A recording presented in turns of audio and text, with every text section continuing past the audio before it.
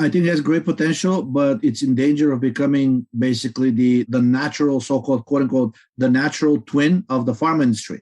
If you start getting supplements that are addressing every single specific symptom that is out there, such as, oh, you have high blood pressure, take this supplement. Or, oh, you have high blood sugar, well, take this supplement. That's not how it's always supposed to be work. We need to start thinking at the very high level of what is causing all these issues. And that usually, in the absence of serious evidence to the contrary, all health issues that have manifested specifically in an organ or tissue or biomarker actually have an overarching systemic cause. Welcome to The Body Never Lies. I'm your host, Leela Lutz. Each week, myself and experts from around the world help you uncover the secret ways your body communicates with you to empower you in your own individual health journey. Today we are talking all about supplements, the good, the bad, and the ugly.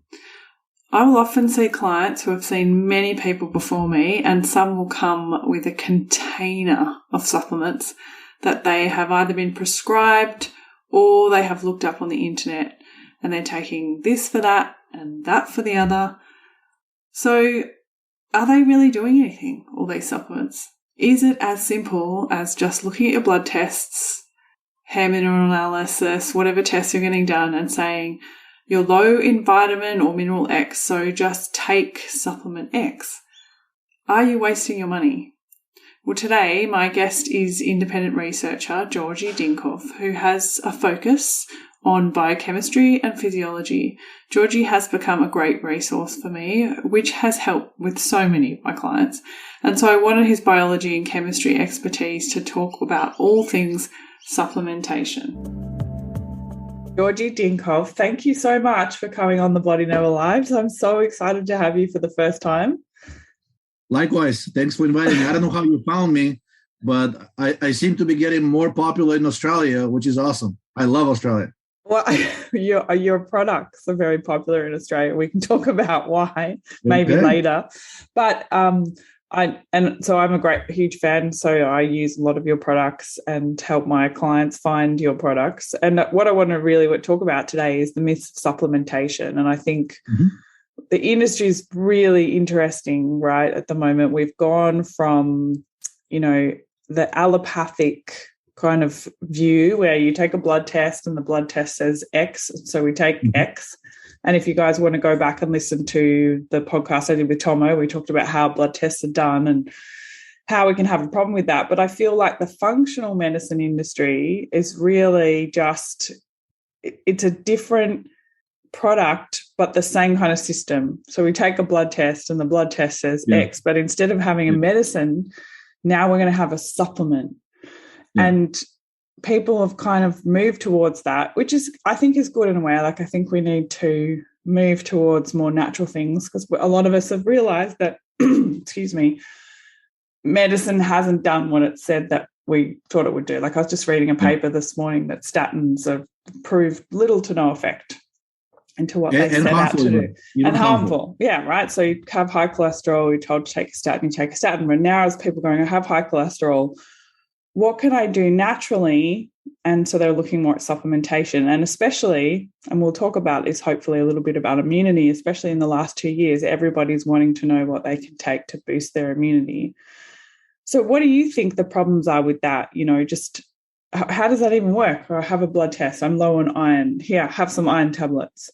Like, where is this going? I think the blood testing could work if it was done more in a more comprehensive fashion. Unfortunately, you see, like, allopathic medicine has a lot to offer. Unfortunately, they're bound by the cost associated with it, right? And now there's, I'm sure you've seen, probably hardly a day goes by without you seeing a politician on TV saying, we have to rein in medical costs. We're spending X thousand amount of dollars per person per year, and we have nothing to show for it, which is actually true. But the way they battle the problem is they're saying, like, we need to spend less, right? That's really not what basically they're saying. Well, we're just gonna give you less money. We're gonna do less tests, right? And that actually can be a good thing if it applies to things like radiation imaging, right? Like things like breast cancer, imaging or anything involving radiation, any kind of a X-ray, CT scan, PET scan, all these things use ionizing radiation, which is terrible for you. That probably doesn't need any introduction or explanation. And if medicine decides to do less of these tests, that's actually great news for us. Unfortunately, this whole cost-cutting thing seems to be affecting the entire branch of medicine. And now, basically, if the doctor suspects anemia, iron deficiency anemia, the doctor will send you to get a blood test for iron, serum iron, right? And then let's say you get this blood test, and then the result says you have low iron in the blood. And 99 out of 100 doctors will probably say, oh my God, you need more iron. And then they'll prescribe an iron supplement or tell you to eat, more iron-rich foods. Now, actually having this single test, the simple test of iron in the blood, it does not by any way mean that you're actually low on iron. You have iron deficiency anemia. There is a condition. First of all, the blood levels of iron can vary tremendously over the course of 24 hours. So let's say a woman is having her period, right? Maybe she had blood loss over the last couple of days, and she appears to have low serum iron. That does not mean that her total iron body stores have been depleted. And there is this other condition. It's called anemia of chronic disease. And actually, it's a misnomer because it's really not anemia, but it's actually iron overload. So if you look at these people's results, if you do some additional iron tests for things such as ferritin, transferrin, and iron saturation index, and those are basically indications of what are the levels of iron inside of the cell. People with iron deficiency, people with anemia of chronic disease, will, just like the people with iron deficiency anemia, they'll have low iron in the blood, but they will have extremely high iron inside of the cell. So giving these people more iron is actually extremely unproductive and, in fact, very, very dangerous. So these people are actually in a state of iron overload, and it's the body's essentially adaptive response increasing some of these iron-carrying proteins, specifically ferritin, to basically sequester iron from the blood and keep it in the tissues, because the body thinks that extra iron, that at this point in time, having iron in the blood is actually detrimental to your health. So your body's trying to protect you. And many people with chronic diseases tend to have this, that's why it's so called anemia of chronic disease. But the name is a bit of a misnomer. It's not anemia. It's actually, you're perfectly fine. You have, these people produce sufficient hemoglobin, sufficient hematocrit, right? Sufficient amount of red blood cells. And in fact, their iron levels in the cell are very, very high. So for those people, believe it or not, it's actually iron chelation therapy that needs to be done, or other methods to actually get rid of this extra iron that is inside of the cells. Bloodletting is a very time-honored and extremely ancient way of getting rid of this excess iron.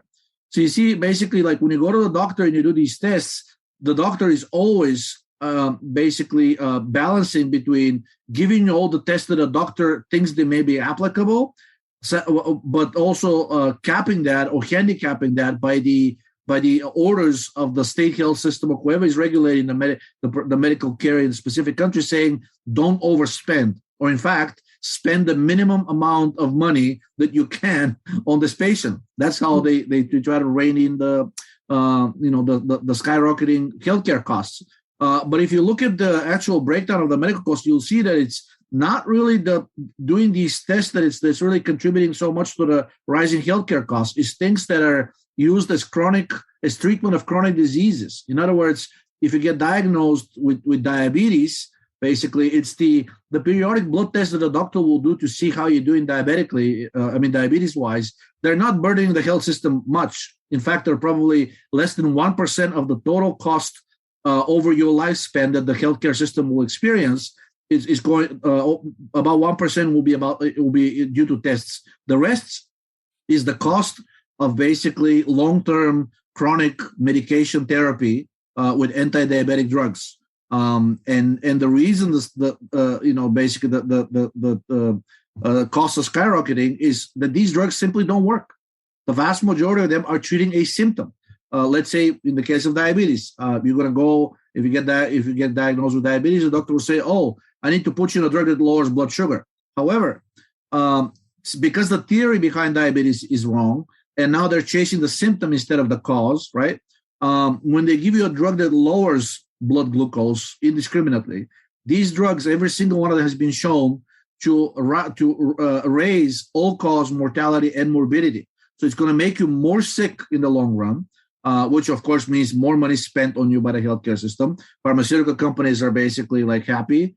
Everybody's happy, except the politician potentially saying, "Oh, we're spending even more on you. You're not getting healthier. In fact, you'll be getting sicker." And these drugs basically raise the risk of dying from any cause, right? All-cause mortality, and they're extremely expensive.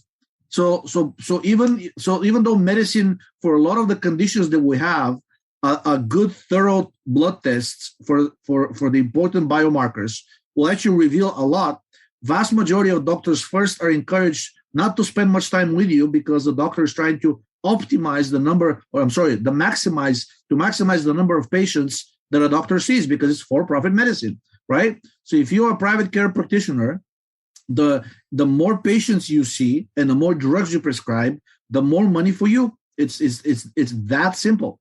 And the doctors that make the least amount of profit are the doctors that will actually sit down with you, evaluate your life situation, talk to you about how your life is going in general, what's bothering you, what's the situation like at home, what's going on at work, do you have family problems, what's the family history of disease. All of these things that are extremely important to deciding what may be the cause behind your problem, right? Before you even get to the tests, they're extremely time consuming.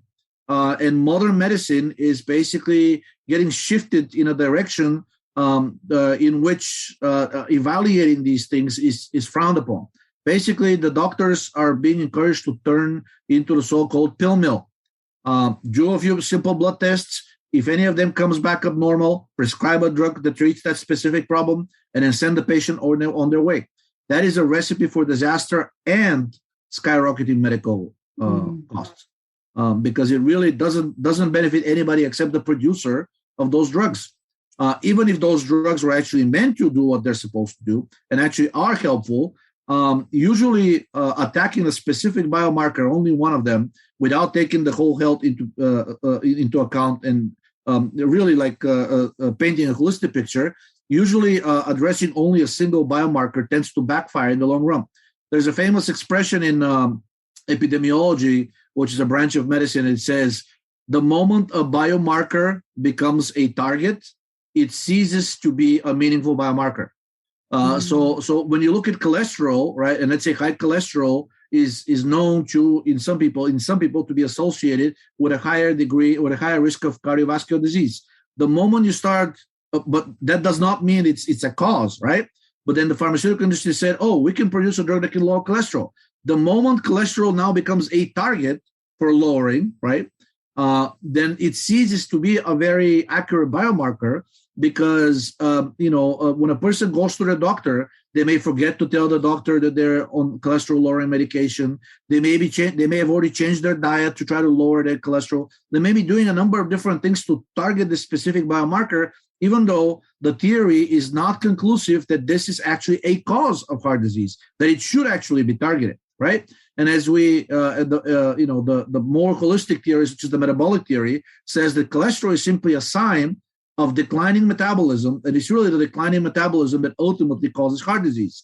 So cholesterol is kind of like the fireman. It's like blaming the fireman for starting a fire because they're always present whenever there is a fire, right? Well, it's not. They're there to help. And actually, in the case of cholesterol is actually trying to help because cholesterol is used as a repair material for your blood vessels when they have a lesion due to chronic inflammation. Cholesterol in combination with white blood cells and calcium and a few other components forms this thing called the plaque, which basically attaches to the area where the blood vessel is injured. And yes, sure, in the long run, that thing can probably detach and block an artery or block a blood vessel somewhere. But the alternative is even worse. If that damage caused by the inflammation of the blood vessel wall is not repaired, that blood vessel can rupture, and then a person can die from rapid blood loss. So it's really, your body is not trying to hurt you, but unfortunately, the way medicine is structured right now, we're being taught to basically think of our body as something that has gone completely haywire, completely out of control, and then the only way to bring it back is by addressing this myriad these thousands of different biomarkers have to be chased one by one in the hope that if you address them all, somehow you'll snap back into health, right? That doesn't seem to be working very well. And I think your listeners will probably agree with that quite easily. The picture of health used to be that basically our health is in a state, there's a homeostasis aspect to our health. So if you think of the letter U, right? Our health, you can think of our health as being at the bottom of the letter U, right? It may swing a little bit to the left or to the right, but it will gravitate towards the middle, towards its optimal state, unless there is some kind of a force pushing it to one of the extremes, right? And that model got flipped literally on its head. And ever since the late 60s, now the basically health is being viewed as an inverted letter U. So with your health being at the very top, which means it sits in a very precarious position. If it ventures just a little bit to the left or to the right, it's going to tumble all the way down. And only by tremendous effort and expenditure and money and whatnot and effort by the doctors, basically they're keeping your precarious health perched up on that like extremely precarious position. And then you live in fear every day of your life that it's going to, go out of balance and collapse. That's not how life really works. It's actually the other way around. And I think the reason we've gotten into the situation is because, if people think of health being naturally in a stable, good state, yet so many people are healthy, then naturally the question would be, if we are in the regular U curve situation, what is pushing our health to go into one or another extreme? It has to be an external force because the stable state is normal, good health. And then people start asking all kinds of inconvenient questions. What's poisoning in our environment? Are these drugs that we're taking that are prescribed by the doctor, are they really beneficial?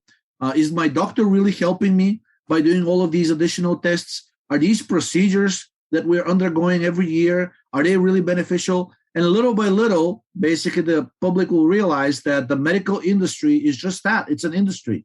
And like every industry, over time, it gets captured by special interests, and your health, which used to be the primary interest of the so-called family doctor, because if the family doctor is not taking care of your health, very soon he or she will run out of patients, right? But these days, medicine is done as part of a state policy, and medicine is in no danger of going away anytime soon. So basically, they've gotten arrogant and they've gotten to the point where they don't really like the health of the average person is not a medical priority. What is a medical priority is to basically, for the individual doctor at least, or hospitals or private institutions, is to essentially extract as much money as possible from the individual patient and prescribe as many drugs that preferably are taken for life. So it really, this whole for-profit institution at the population level, it's basically turning medicine into something very nefarious. There's nothing wrong with being a small town family doctor who operates for profit, because there's a limit to how many patients you can see a day. And also there is always just like as I mentioned, there's always the risk that if the doctor is not doing his or her job, he or she will run out of patients. But now, if you think about it, there is no alternative to mainstream medicine in most people's minds. Be it an average person on the street, and you ask them, like, well, if you get a high blood pressure, what do? 99 out of 100 times you'll get the answer, well, I'll go to the doctor or I'll go to the hospital, right? And once you get into the system, they really have only one answer for you. Take this pill or do this procedure or do this or do that. It's always something that the medical system produces for you. It's very rarely things such as watch what you eat. Now this is starting to change. Now they're starting to address diet more. They used to be of the opinion that diet didn't matter at all. Now that's changing a little bit, but unfortunately, now the dietary industry, because it has become such a profitable industry, and the dietary supplements being part of it, it's also coming under attack and slowly getting compromised, simply because the goal of the goal of any blind industry is always profit, right? These socially beneficial outcomes, such as better health, in the vast majority of cases, they're really not taken into account. So I don't know. I mean, you can look at some other countries that spend a lot less for money on drugs specifically, but a lot more time on being with the patient and trying to understand their problems, and you'll see that the outcomes immediately become better. Cuba, which is a very poor communist country, and maybe I shouldn't even say communist, it's one of the poorest countries in the world. but it exports more doctors and sends more doctors to third world countries to help out with and get the health of the local population better than I think than the richest 4 or 5 countries combined.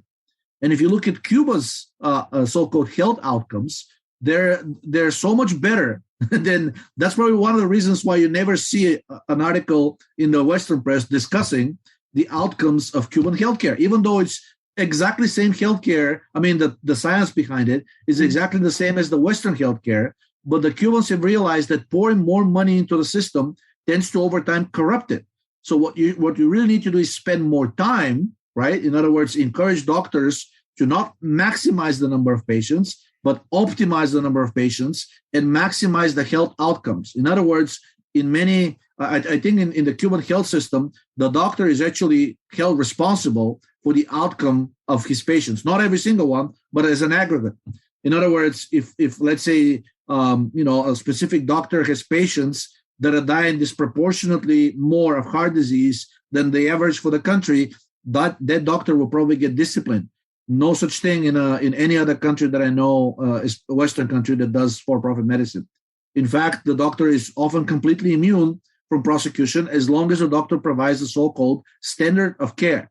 As long as the doctor can sit in front of a judge and say, all I did is prescribe what the state health agency told me I need to prescribe, that doctor is in the clear. There will be no legal repercussion. And basically, that's how you end up encouraging blindly prescribing drugs, many of which are known to not only not help, but actually be actively detrimental to health. I've been very surprised too by the number of clients that I've had when I look through their medications that they're on, how many actually contraindicate other medications that they've been put on by different doctors, and exactly just like, wow, or even, women having problems with heart issues and no one ever saying, well, you're on the pill, maybe we should think about coming off the pill if you have heart issues or anything like this. So it amazes me. But now we've moved into this natural, and I'm saying natural in air quotes, supplementation era, and I'm getting more and more clients who are coming and their doctors put them on a myriad of supplements. Right. And you go to the supermarket now and there's a whole aisle dedicated to supplements, and the signs there, the beautiful, there's always a sign with like some leaves in it or some grass and some, let's all move towards supplements now. But I mean, and especially in the last couple of years, people are becoming more interested in supplements, right, to boost their immunity after what we've been through. What do you think about the supplement industry in general? Because I'm finding it very hard as a practitioner. If I didn't have someone like you and other people that I know, it's almost like a black web in a way, producing good quality supplements. Like it stresses me out sometimes finding good quality things for clients. Like, what do you think about the supplement industry? I think it has great potential, but it's in danger of becoming basically the natural, so-called, quote-unquote, the natural twin of the pharma industry. If you start getting supplements that are addressing every single specific symptom that is out there, such as, oh, you have high blood pressure, take this supplement. Or, oh, you have high blood sugar, well, take this supplement. That's not how it's always supposed to be worked. We need to start thinking at the very high level of what is causing all these issues, and that usually in the absence of serious evidence to the contrary, all health issues that have manifested specifically in an organ or tissue or biomarker actually have an overarching systemic cause. In other words, a person with high blood pressure is likely to have other health problems that have not been diagnosed or are yet to form. In other words, problems that are related to issues with the cardiovascular system, right? So high blood pressure will eventually lead to things like damage to the kidneys, dementia, stroke, God forbid, or heart attack. Extremities getting poor circulation, potentially even getting to the point, such as, in the case of diabetics, sometimes they even get limbs amputated because there's such poor circulation to the extremities that they start actually getting gangrenous, and all of these things. So whenever somebody presents with a specific problem, always the question should be, what is causing it, right? And unfortunately, the way things are going right now, modern medicine claims that for the vast majority of things that ail us, that are making us sick or that basically are manifesting as symptoms of chronic disease, they don't know what the underlying cause is, right? So it's hard to treat. And I think that's probably why they're going after the symptom, because they're saying, well, if you have high blood pressure and I don't know what's causing it, but I know how to lower it, I mean, I don't want to look like a dummy sitting there and telling you I don't know what the cause is. I have to do something, right? It's just a natural thing of human nature to always want to do something in the face of a problem. Sometimes, though, the more correct solution is not jumping to the most immediately obvious solution, quote unquote, because it's not a solution. You're just, doing some kind of a patchwork, right? You're putting a Band-Aid, to use the trite example.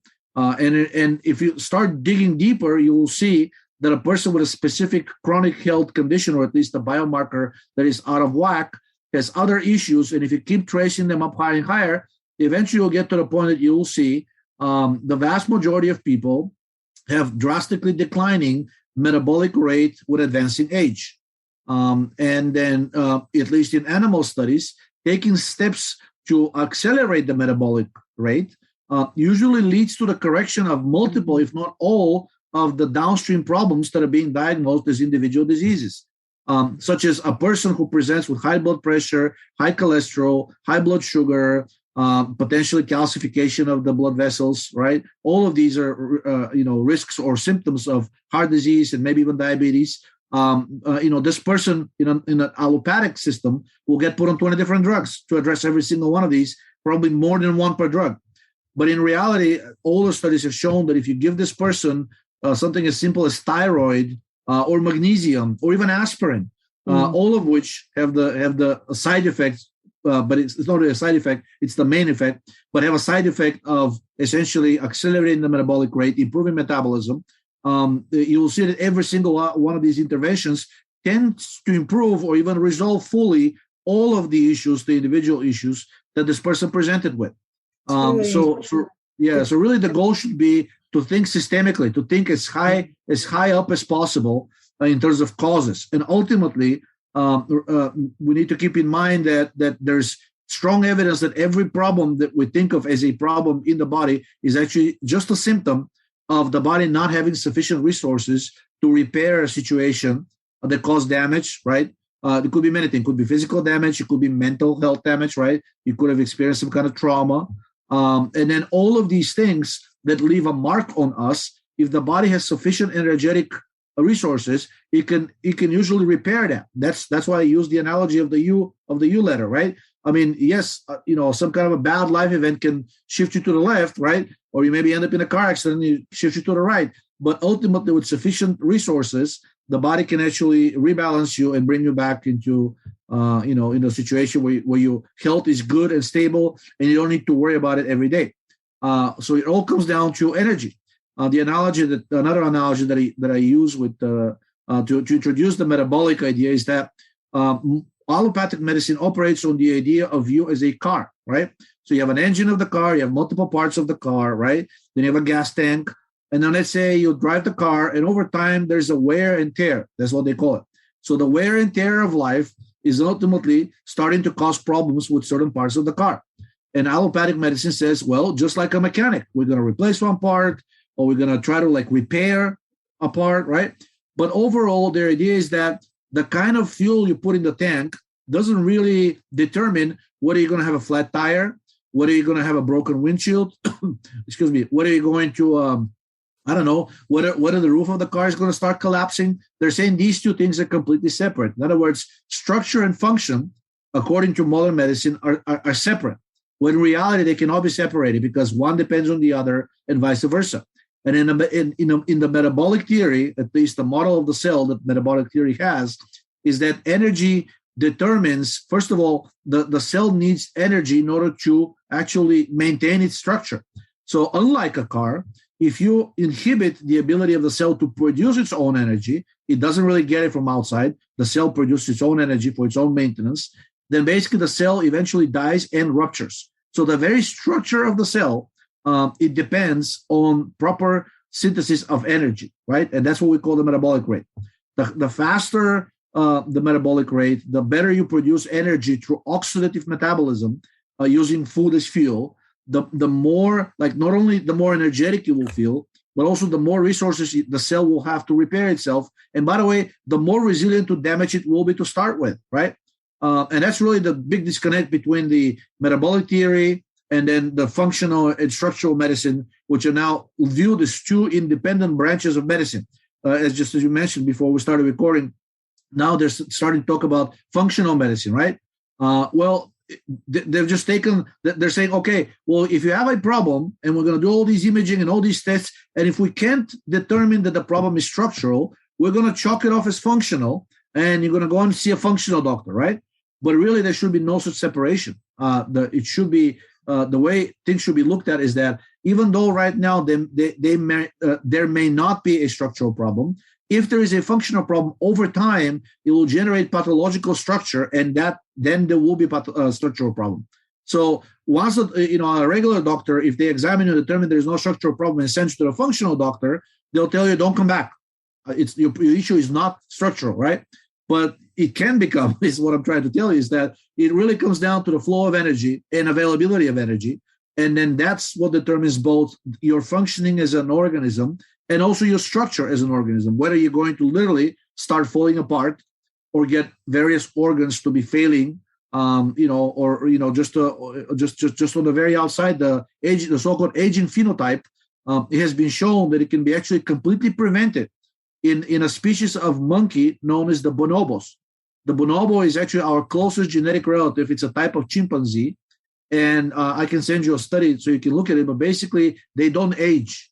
They maintain their youthful appearance and their youthful energy levels until the day they die. And usually what kills them in nature, because they're wild animals, it's either a predator attack, an infection, right? Or some kind of a trauma. Maybe they fell from a tree or got attacked by somebody or whatnot. They don't really die of cancer. They don't really die of diabetes. They don't really die of all of these diseases, these chronic diseases of advanced civilizations, quote unquote, that we are experiencing. And they don't age.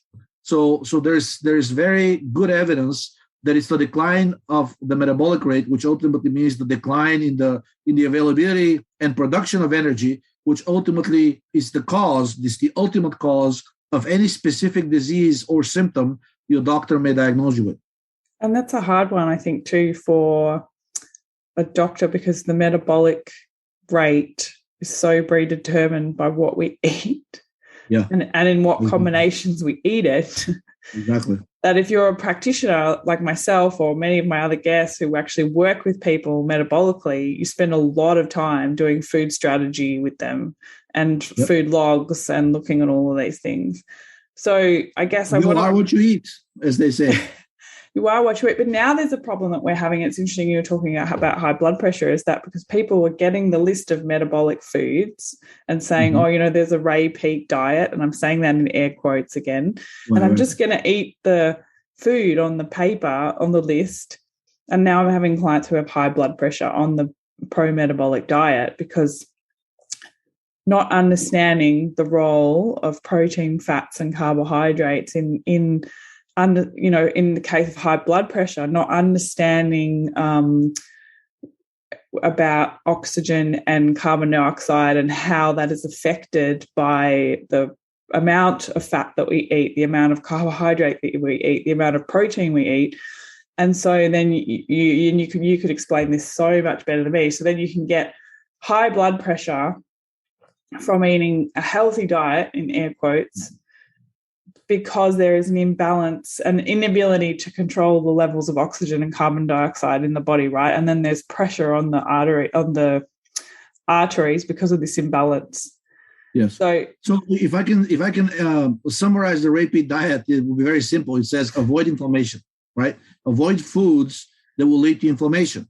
And then, of course, it doesn't mean when I say avoid is many people get into this orthorexic state where they will never touch a food if it contains one or more of these things that at some point in time Ray Peat has said don't ever touch those, right? But he doesn't say that. He only says that if you eat a lot of X over time, bad things are likely to happen, right? And an example would be the ratio of protein to carbs to fats. A lot of people will say, oh, I need to eat 80% carbs and then 10% protein and 10% fat. He never said that. All he said is that in general, carbs are their natural, their evolutionary purpose of carbs is to be oxidized as fuel. The other two macronutrients, protein and fat, are not. Now, fat does have an evolutionary purpose as a fuel, but only when times are rough. In other words, you're tapping into your fat resources when the food outside in your environment is really insufficient, right? In other words, you burn fat when you're more or less starving, when you're calorically restricted, whether by nature or by yourself because you decided that way. And then finally, proteins are really not meant to be used as a fuel. Multiple studies have demonstrated, and then you can easily explain it simply because when you start oxidizing amino acids as fuel, they actually have to pass through the point of being converted first to glucose. In order for an amino acid to get converted to glucose, it has to undergo this process called deamination, which removes the amino group from the amino acid. And this amino group basically eventually gets converted to ammonia. So ammonia is toxic. Even allopathic medicine will readily admit that. And then oxidizing protein as fuel means you will be generating a tremendous amount of ammonia. Definitely not a good thing, right?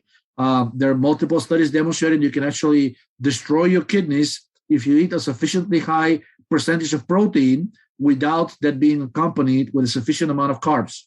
And then with the fats, let's say like if you want to oxidize fat, that may be okay if you're using, first of all, the fats that are non-inflammatory, right?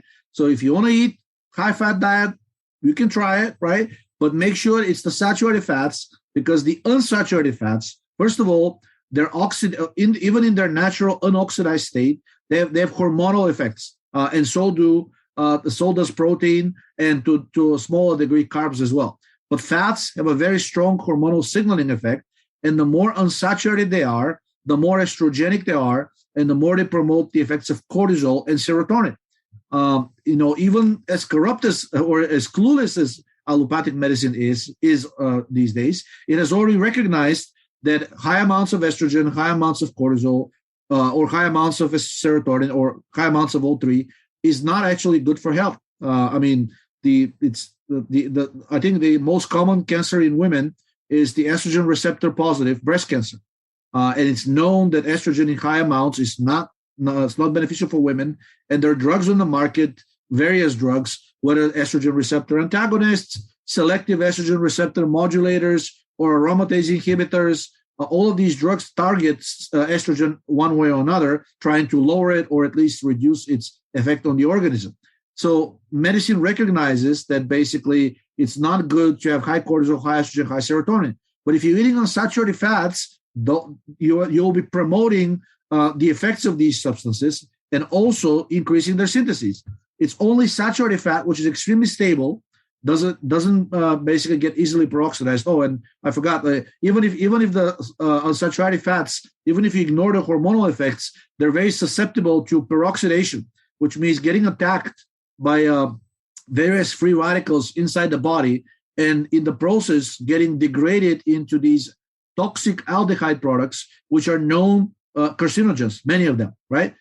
Saturated fats do not have these effects. So if you're going to be playing around with the macronutrients, even allopathic medicine already agrees that protein should not be used as fuel, should only be used as a raw material for building / rebuilding various tissues and organs in your body, right?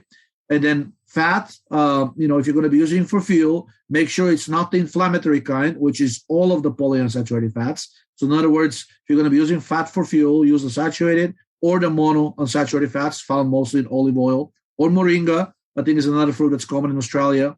At least that's what I heard. It's very high on monounsaturated fats, or saturated fats found in butter or beef products, right? Or coconut oil.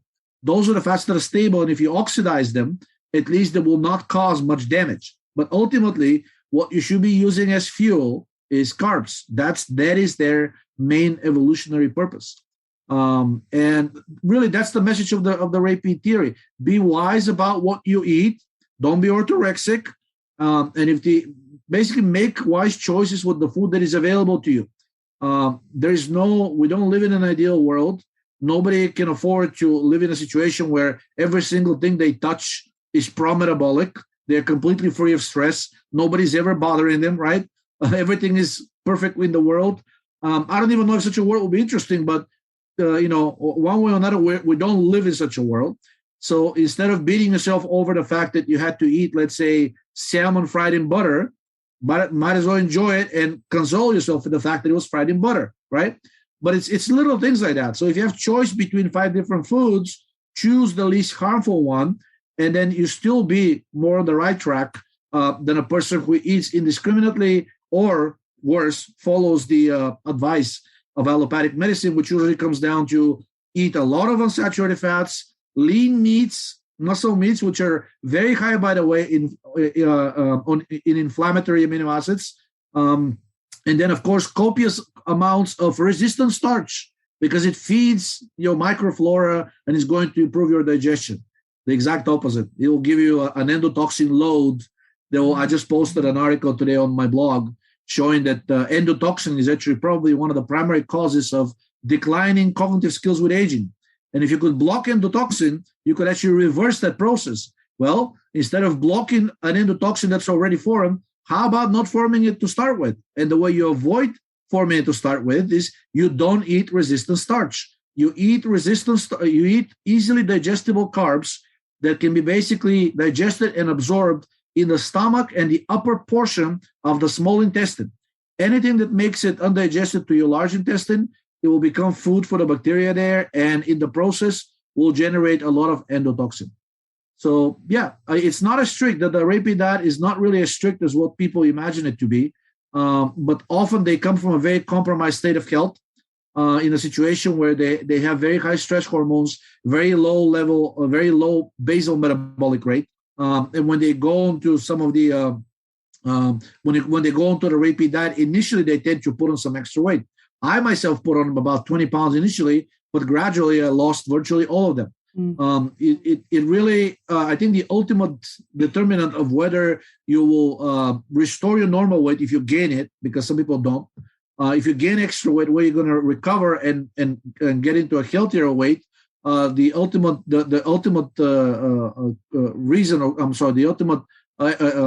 thing that will decide whether this happens or not is whether you manage to bring the stress hormones under control. In other words, whether your pituitary will be under control or your thyroid. These two tend to be antagonistic. Pituitary goes together with adrenals. So think of it as pituitary and adrenals or thyroid. And the more thyroid is in control, the healthier and the skinnier and the more muscular and the better looking you will be, and the healthier your immune system will be.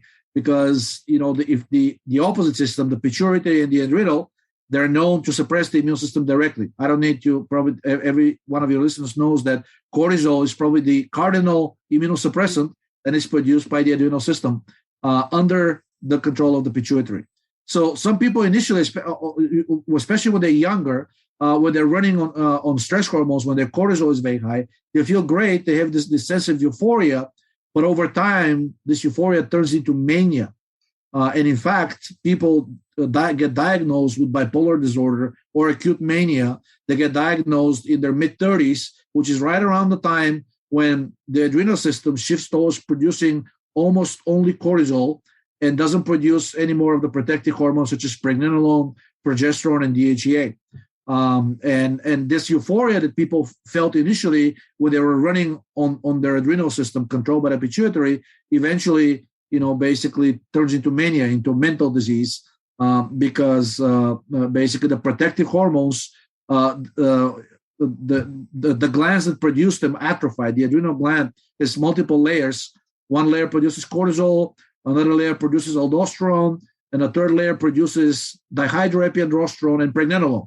And that layer, that last one, is the first one to atrophy with aging. So over time, you'll end up producing only the stress hormones with nothing to oppose them. And because the pregnenolone, progesterone, and DHA are anti-cortisol. So when you're young and you're producing a lot of cortisol, but also a lot of anti-cortisol, you feel like you have this unlimited energy because cortisol does make you feel more energetic. But with age, basically, once you stop producing the things that keep cortisol under control, you basically start running on empty, as they say. You're pressing the gas pedal, but your engine is not in gear, and you're basically wasting a lot of fuel and generating a lot of pathology to your brain and to actually every other organ because cortisol is running unopposed. The stress hormone is running unopposed. And this is something that's important to understand, I think, because we still think that, if I eat, so certain vitamins and minerals are attributed to certain foods, for instance, Right. So if I'm low on iron, right, let's just go back, because this is what everybody's told they're low on. And I was listening in the health food store the other day, this woman saying, what cereals can I give my son? What has iron in it? And so these women were discussing what we eat. So then if we have this view, it's like I took this grain and I put it in a petri dish, and in the petri dish, the iron is in the grain, right? For instance, or it's in an almond or whatever the person's looking at. What's the problem with this, Giorgi? Can you explain that to people? Like if we singly take out vitamins and minerals from food and say, so you have to eat a certain amount of spinach for this, and you have to eat a certain amount of nuts for this and grains for this, and what's the problem with that? All of these minerals, they're maintained in a very tight physiological ratio in order to be beneficial. Iron is a heavy metal. Iron is known to be toxic. And in fact, people that are getting blood transfusions often go into so-called acute liver failure, because this extra blood that came in through a transfusion had so much extra iron in it that if that person who is receiving the blood transfusion, if their tissue iron is already not low, they may get into iron overload, and they can destroy, in a matter of hours, they can destroy a number of different organs. Now, many of them recover. In fact, most of them recover, but it certainly doesn't sound like something good to go into acute liver failure. And basically, you need to be very cognizant when you're supplementing with specific minerals only, or specific vitamins only, because they all work in tandem. They all work as cofactors for this or that enzyme. So the best way usually to get them is from a natural source that contains more than one of them, simply because they will be in a more balanced fashion. But also, just to give the example with iron, just because I think the biggest problem is that it's not that easy to be low on iron. Most people are not. Children may be low on iron, mostly because they prefer to drink milk and eat ripe fruit and candy and like a number of different condiments that are actually capable of chelating iron. So iron deficiency anemia may be a concern for a child, but it needs to be confirmed by running all the tests that I said. If all they did is went to the doctor and did the test for serum iron, then that means nothing. In fact, you could be harming the child by giving them extra iron. But if the test is done and then it shows that truly is an iron deficiency anemia, it's still better to obtain the iron from food, because it comes already complexed in a way that protects to a large degree from its toxicity. When you take in free iron and this thing gets to your bloodstream, it is extremely reactive. It can cause like a flood of reactive oxygen species. And then those reactive oxygen species, as I mentioned earlier, can start attacking the polyunsaturated fats in your tissues, creating a lot of carcinogenic byproducts. So it's really, it's not a good idea to supplement indiscriminately with a heavy metal, even if that is iron, which is actually a cofactor for so many processes in our body. So it's better to take it from food, and some of the richest foods on iron are red meats, liver, and black olives are also pretty good. Egg yolks are also a pretty good source of iron. So it's good to take it from a natural food that will have it, first of all, in a form, in a complex that protects from a lot of its side effects, and two, it will come together with a number of different minerals that potentially balance iron out, instead of allowing it to accumulate on its own, in which case it invariably causes problems.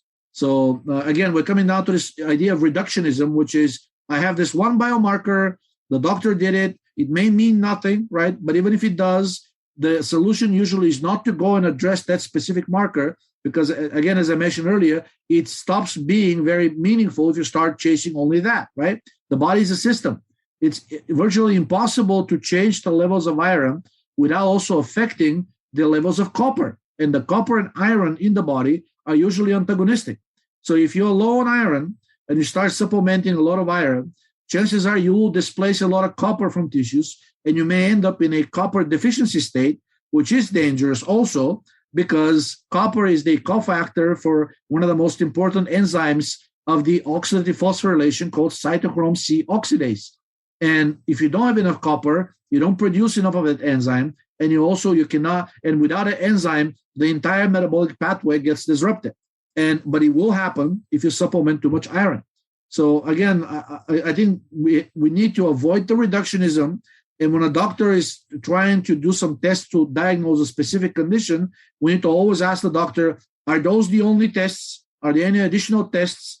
What else can be done? And what does iron interact with? What this biomarker that you're running on me, what else does it usually go hand in hand, whether directly or inversely correlated? Let's test those biomarkers as well and see if I really have a problem. It could be an adaptive situation where your iron is low for a specific reason. Serum iron tends to go down when you're experiencing acute infections, especially viral ones. The body sequesters the iron out of the blood because it actually promotes viral replication. So it may be a good thing that your serum iron in this specific case, when a specific time when the test was done, came back lower than normal, right?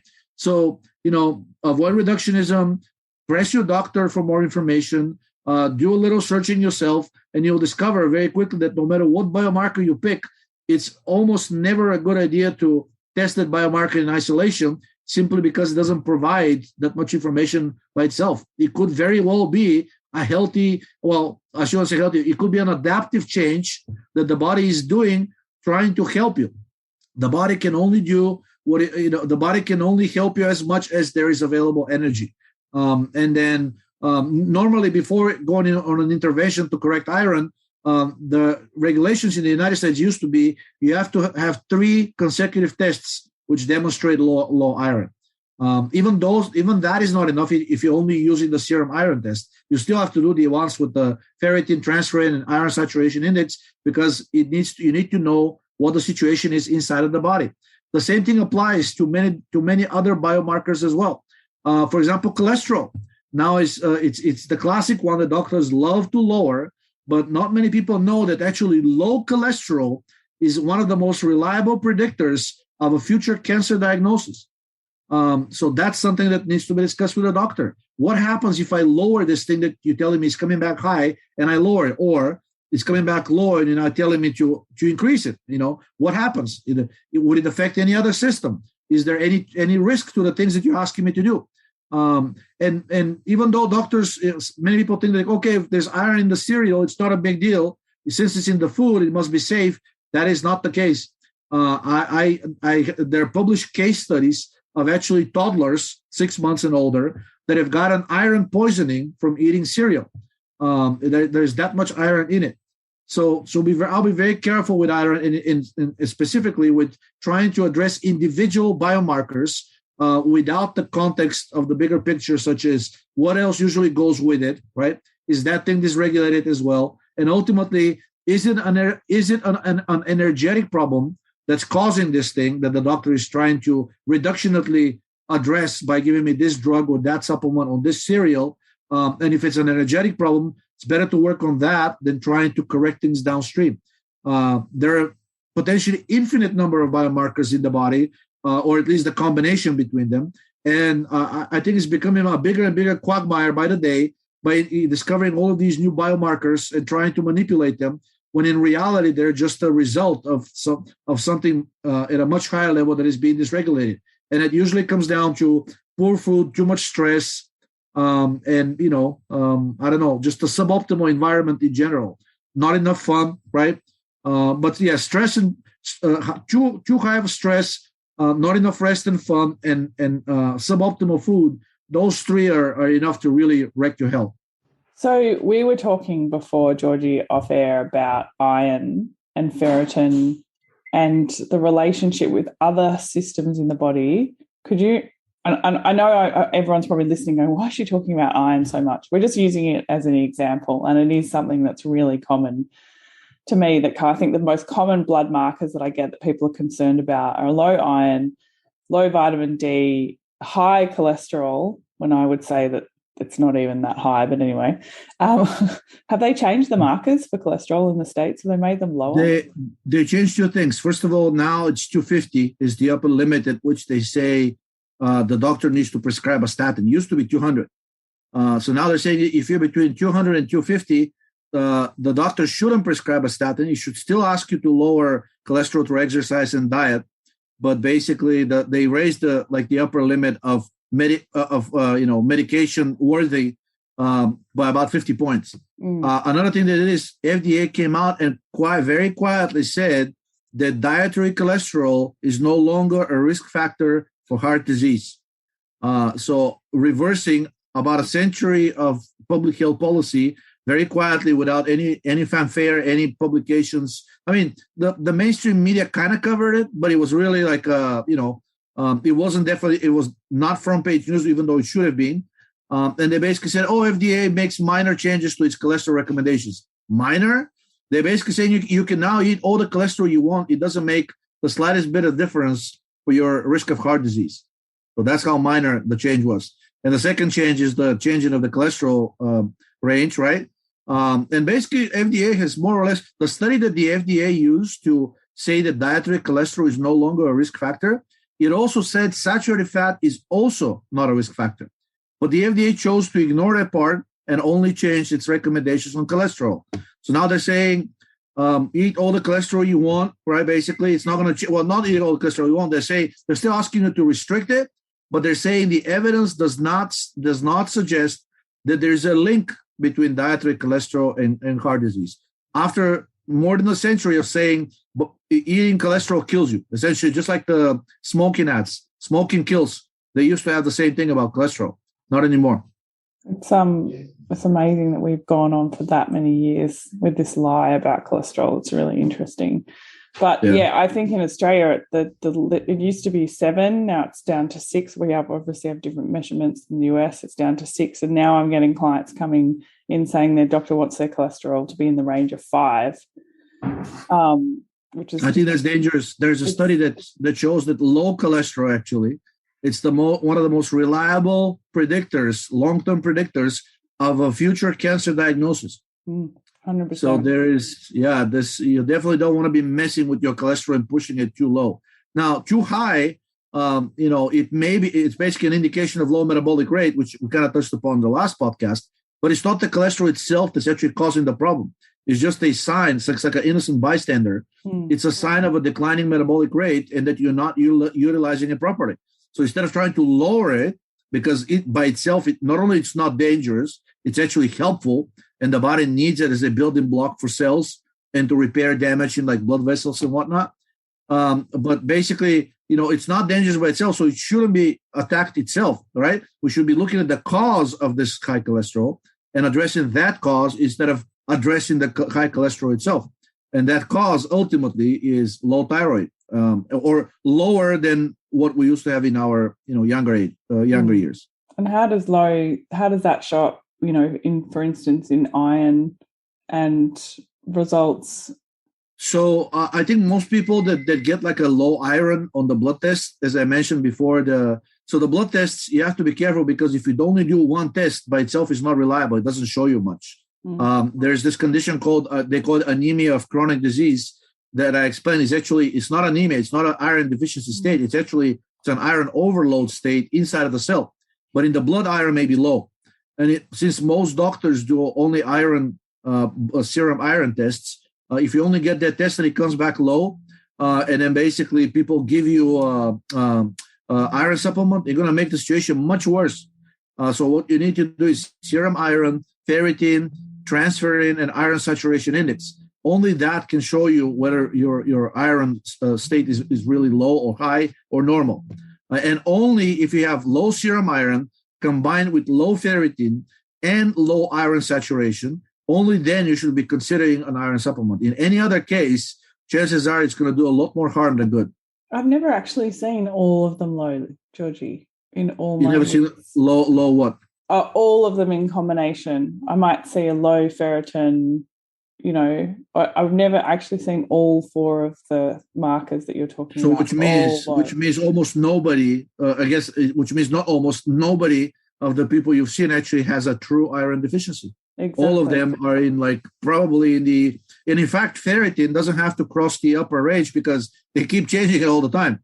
If ferritin is in the upper 25%, chances are you're already approaching danger territory. Ferritin should be in the bottom 25% of the normal range. Yeah, we keep changing it. So this is interesting, right? Because metabolic rate, and I would say that the metabolism is the driver of most disease states, low mineral states.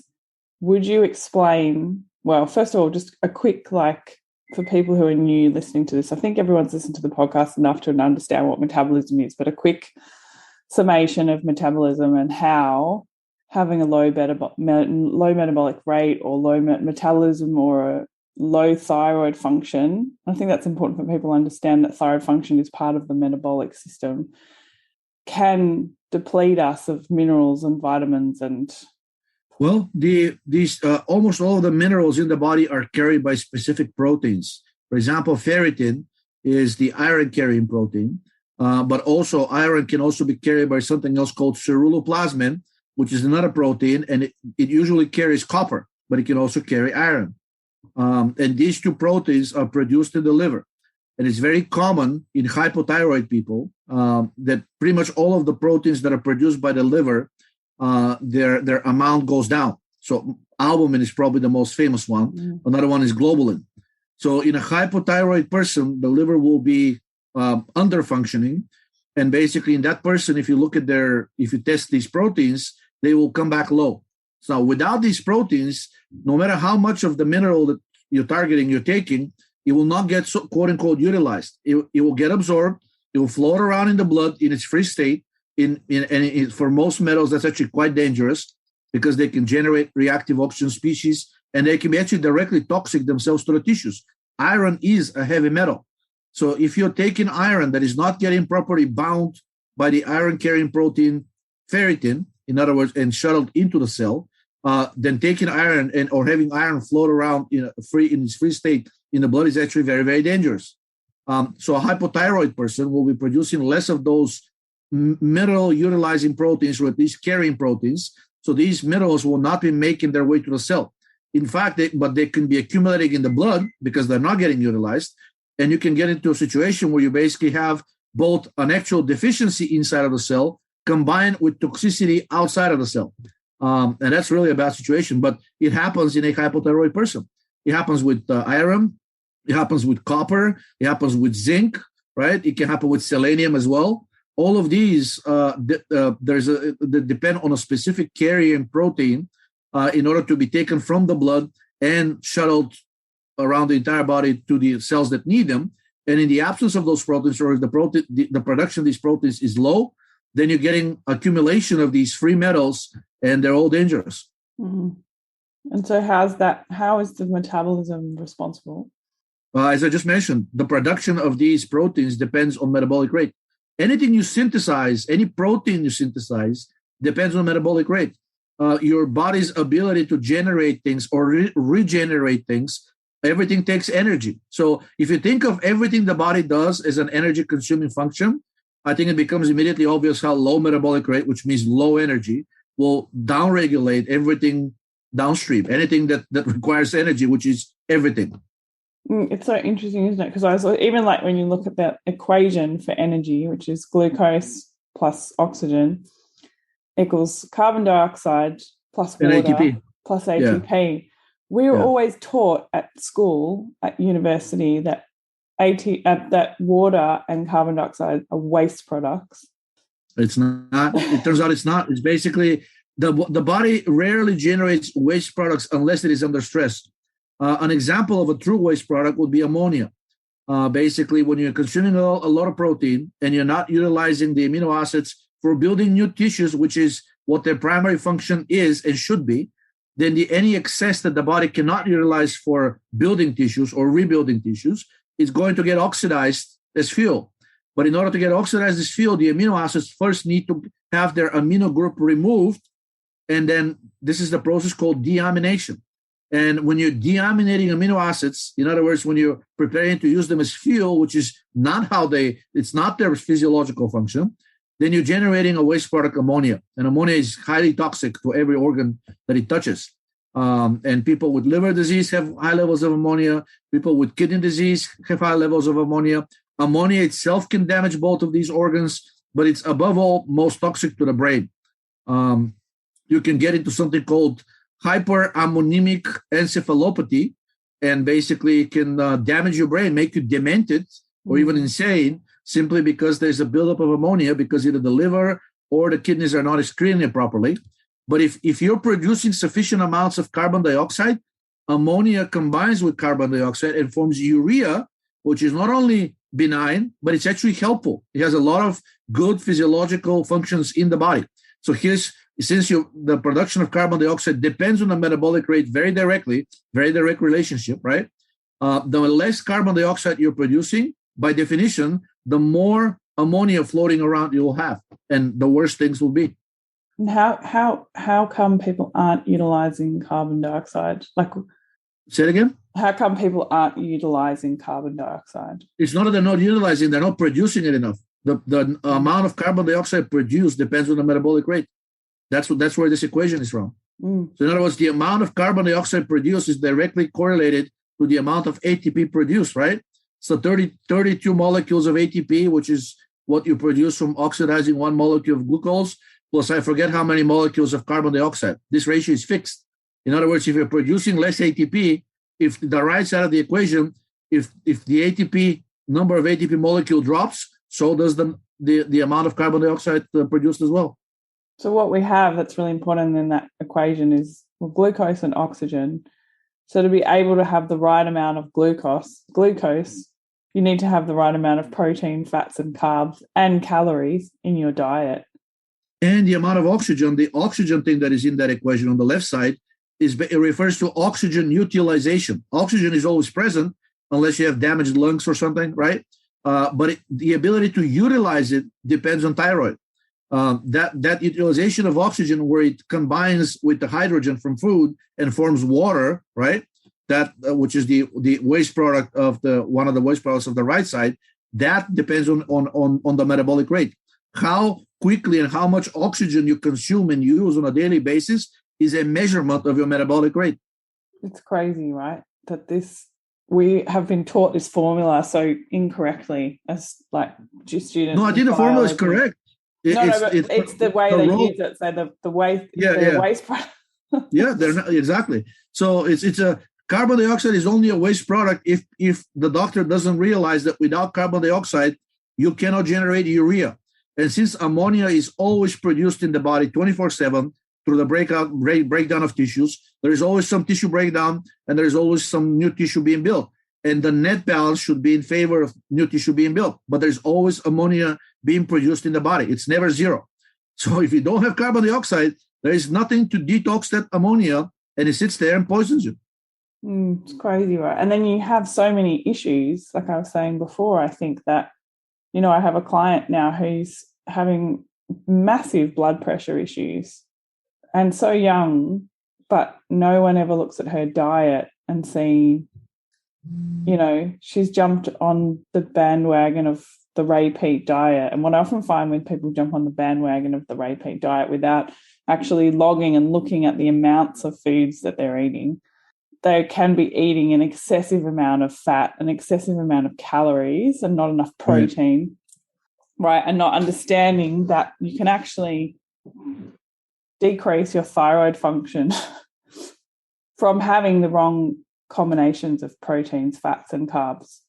Yes, wrong combination and wrong types of fats, right? And then from the proteins, if you're eating proteins that contain a significant amount of the sulfur amino acids, such as methionine, cysteine, or tryptophan, all of these are metabolically suppressive. They suppress the thyroid gland directly.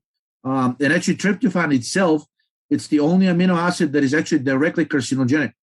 So, and those three amino acids happen to be very abundant in muscle meats and many grains. Many grains are very high on methionine.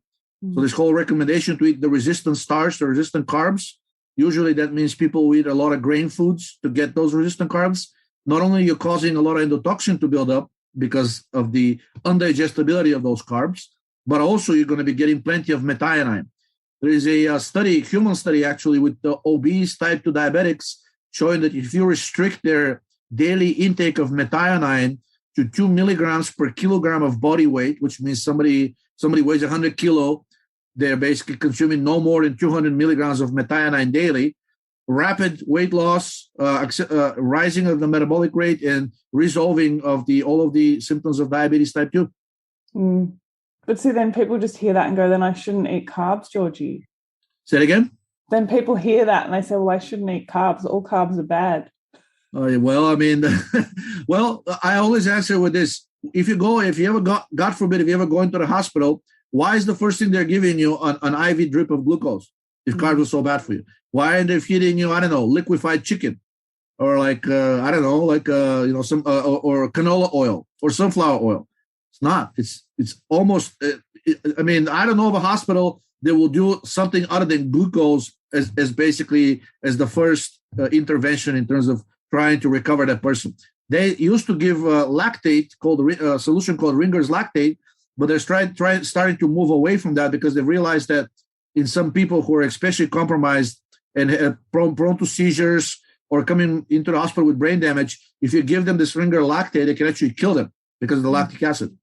But invariably, you go to any hospital, you will find an IV drip with glucose. You will not find an IV drip with chicken or any protein for that matter, and you not find any IV drip with fats. There is something called total parenteral nutrition, which combines all of these things together, but it's usually for people who are basically have undergone some procedure or are lying in the hospital on the bed and will be there for a long time and they cannot eat normally.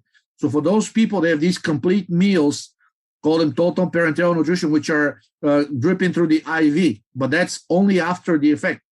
In other words, after a surgery or after the person has been stabilized, an acutely ill person or acutely person in some kind of an acute trouble walks into the emergency department of any hospital, and if they get any kind of a nutrition, it will invariably be a glucose solution.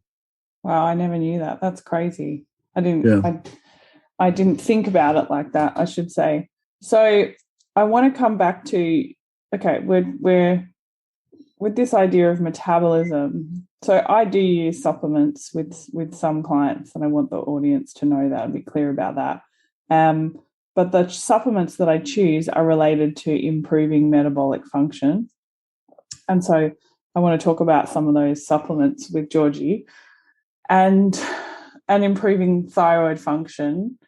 And to me, it's really important to only apply the supplement in the time that it's necessary to be applied. Like, we're wanting to restore function so the person can basically have their own metabolism functioning on its own as much as it possibly can. You know, I want to really be careful of these people, even on the Ray Peat forum, who are just taking 15 supplements.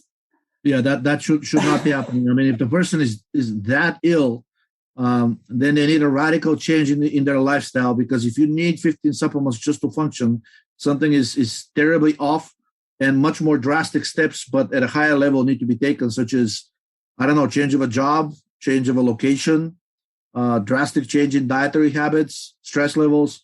If you really need 15 supplements just to get by, something else is severely wrong in your life that it requires attention. And I think it's also the problem is, like, Giorgi, yourself, you make such great supplements. Everybody wants to try them and they kind of just throw them all at the problem, right? I mean, it's okay to have them, but use them judiciously and only as needed. I think for some of them, you can make an argument of using every day, probably because we utilize so many of them and they need to be replenished. The B vitamins are a very good example, because they use as cofactors for many of the enzymatic functions inside of the body. Over time, over a span of a few days, you will actually use all of these B vitamins. And because our food has been so depleted of nutrients, at least the commercially available one, many people feel benefit from taking the Energen, which is the B vitamin product, on a daily basis. And that's something probably that you can make an argument of using continuously, especially for somebody who's under stress, because then the utilization rate is even higher. And also you need higher doses to protect from the effects of stress. For the fat-soluble vitamins, the A, D, E, and K, you can probably get away. You can still take them regularly because we tend to be low chronically on vitamin D at the very least, right? Vitamin A, many foods are fortified with vitamin A, but the amount is really small. And actually, the amount of vitamin A we need varies depending on the season. Same thing with vitamin D. In the fall and the winter, we need more vitamin A and D than we need in the summer. Vitamin E, typically we don't need. Actually, our body's need of vitamin E is actually determined almost entirely by the amount of polyunsaturated fats in the body, or in the diet that we're consuming. And the general recommendation is basically 1 milligram of vitamin E for every gram of PUFA consumed. And if people consume on average about 80 grams of fat daily, most of which is unsaturated, that means that many people will need probably about 80 milligrams of vitamin E daily, which may not sound like much, but most people, if they only rely on the food, they get drastically smaller amounts than 80 milligrams a day. And in vitamin K, several studies have proposed that it should not be treated as a vitamin. It should be treated as a hormone. It activates some of the same pathways and acts very similarly to a steroid. Vitamin D, by the way, is also a steroid. And then for vitamin K, there does not seem to be an upper limit of how much you can or should use. They've done studies with people using up to 135 milligrams a day with no side effects and only benefits. And you can kind of deduce that result from the fact that vitamin K itself is a quinone. So it's an oxidizing agent, and it accelerates, it helps the flow of electrons. So it acts similarly to thyroid. It helps you produce more energy from the food. And clearly we can never have too much energy. So if the only factor for vitamin K is how much you can afford financially. It's not a cheap vitamin. But I know people who have been taking 10, 50 milligram doses daily for years, and the vast majority of them have reversed severe conditions like osteoporosis, dementias, Parkinson's disease one person had, and all of these things are unexplainable. All of these effects are not explainable with the regular, with the mechanism of action that mainstream medicine proposes, because mainstream medicine says vitamin K is only responsible for coagulation. It has no other purpose. Well, apparently it does. In Japan and several other Asian countries, it's actual pharmaceutical drug. It's approved as a pharmaceutical drug for curing osteoporosis, while Western medicine, actually, it's still Western medicine, modern medicine, I should say, but modern medicine in other countries outside of the Asian continent claim that basically osteoporosis cannot be reversed, cannot even be slowed down. The only thing you can do is manage the symptoms.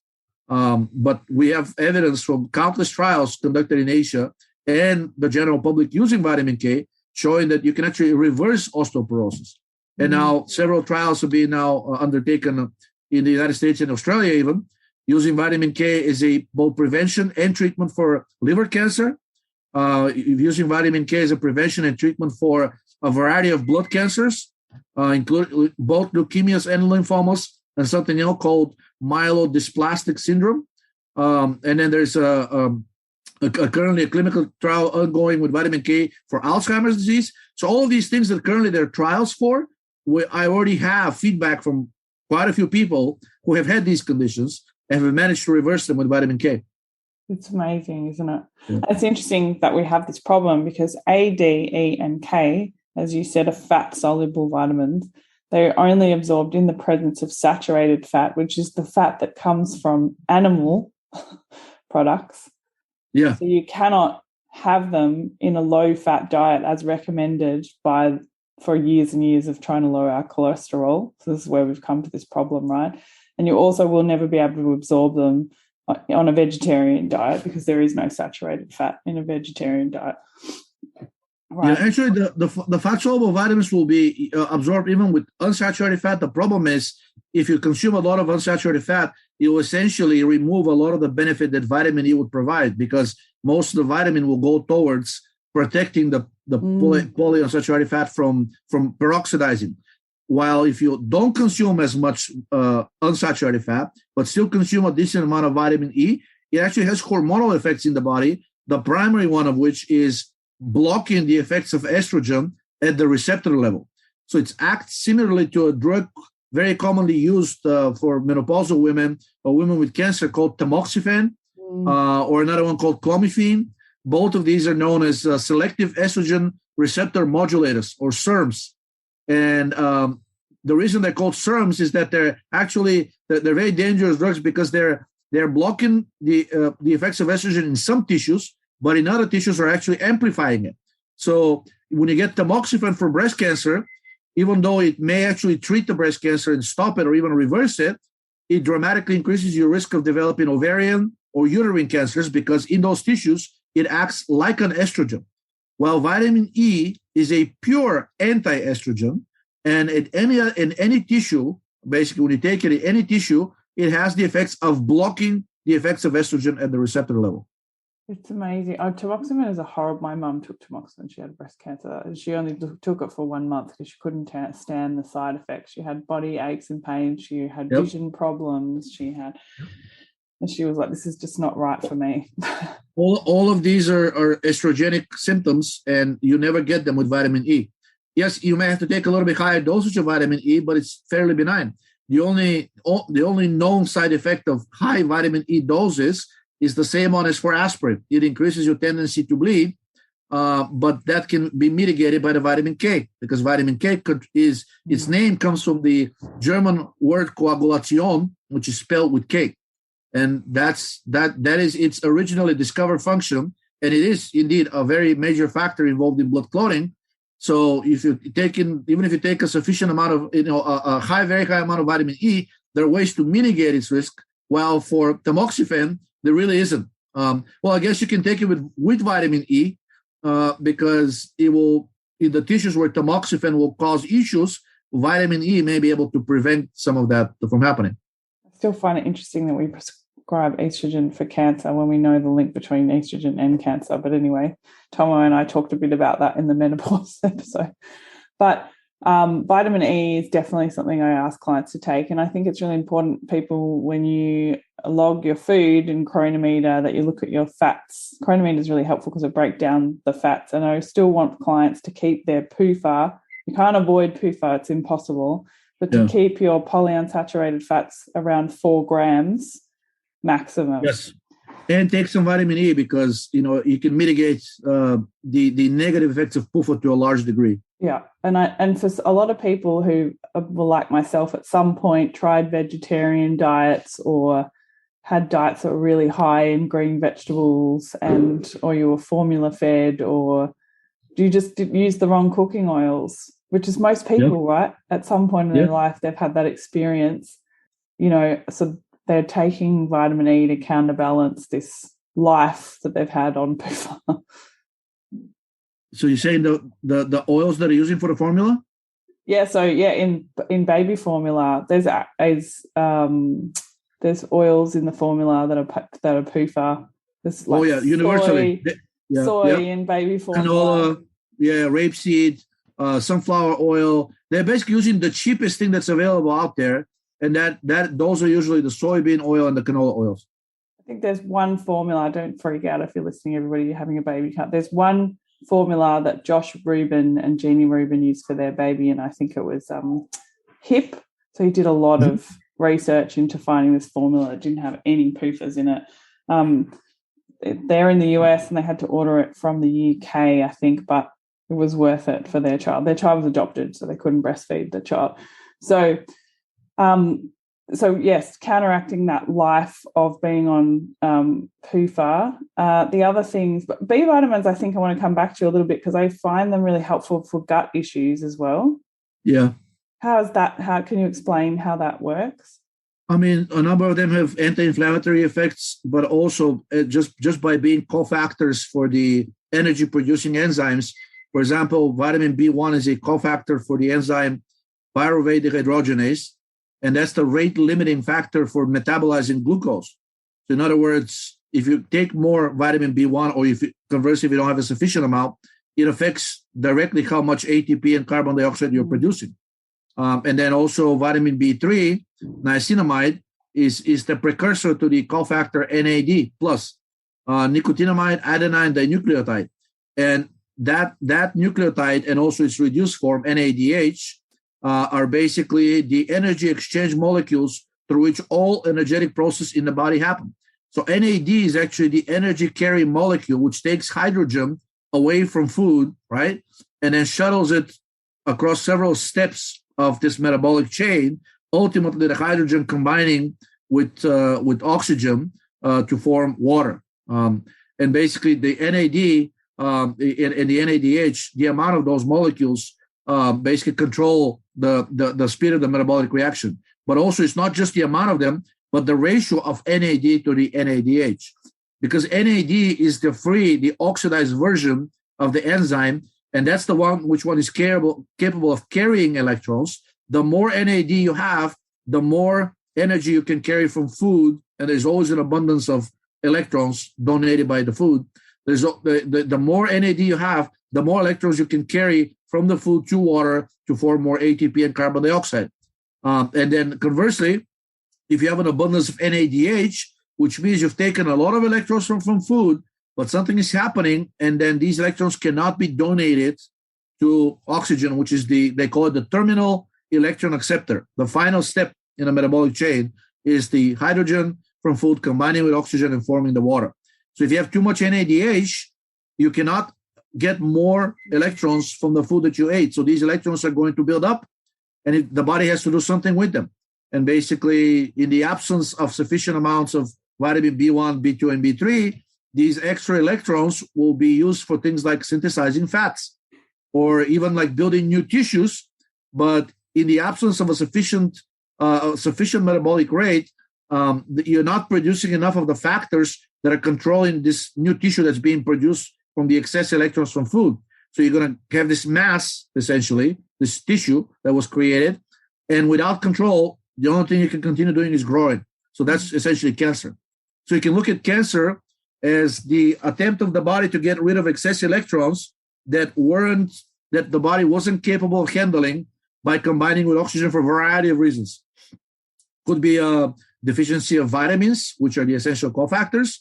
Could be low thyroid rate, which actually controls how quickly the enzymes, the energy producing and consuming enzymes work, right? Or it could be not the right amount of the vitamins and the minerals, or it could be you're consuming things that are metabolic inhibitors, just like the PUFAs are. They're basically blocking the effects of one or more of the enzymes that are responsible for producing energy. And by taking the B vitamins, usually resolves many of those issues, because the most common issue, reason for energetic deficiency is insufficiently quickly working pyruvate dehydrogenase or insufficient amounts of NAD, right? Vitamin B1 should help with the first one, and vitamin B3 should help with the second one. Vitamin B2 is the precursor to the cofactor flavine adenine dinucleotide, which is another energy carrying molecule. It's responsible for about 20% of the energy carrying process, while NAD is responsible for the other 80%. And then you have basically biotin, which is also a cofactor for the enzyme pyruvate decarboxylase. So if you have a deficiency of biotin, again, you will have a buildup of electrons that are unused, and then it's going to create all kinds of problems. Initially, it will raise the levels of lactate, but then over time, like I said, excessive electrons can only go to one of very few alternative pathways. One is synthesizing fat. Another one is basically using it to synthesize new tissue, but without control, that tissue can become problematic, grow out of control, right? And then the third thing is basically emergency oxidation by using some of the energy mediators such as pyruvate. And when pyruvate oxidizes NADH, when there's an excess of electrons, you get lactate. So you're either going to get excess lactate, excess fat, or excessive growth somewhere. If you have low metabolic rate or other causes that ultimately result in inability to process those extra electrons from food. And something that I've started using that I never thought I would use, because I used to be such a purist and I didn't, not use anything that's produced by the pharmaceutical industry because it's all bad. But aspirin, can you talk about aspirin and its effects and why you would use it as a supplementation? Aspirin has effects on the entire metabolic chain. It increases the rates of glycolysis, which is the first step. but also increases the functioning of the Krebs cycle and the electron transport chain. Also, aspirin in the body gets metabolized into salicylic acid, and salicylic acid can get further metabolized into a quinone, a type of benzoquinone, 1,2-benzoquinone, which is a very powerful oxidizing agent, and it works similarly to vitamin K. It helps to carry electrons. Aspirin also has been shown, its official medical function is inhibitor of the enzyme cyclooxygenase, and that's one enzyme that creates inflammatory mediators from PUFA. But in addition, aspirin, there is some evidence that is capable of also binding the estrogen receptor and the progesterone receptor, acting as antagonist of the former and agonist of the latter. So it works similarly to progesterone. And also it's capable of inhibiting the enzyme aromatase. It's a moderately strong inhibitor of the enzyme aromatase, and that's the enzyme that synthesizes estrogen. Also, aspirin has been shown to lower the amounts of extracellular serotonin, which helps because the amounts of serotonin in the body determine to a large degree the speed of the metabolic rate.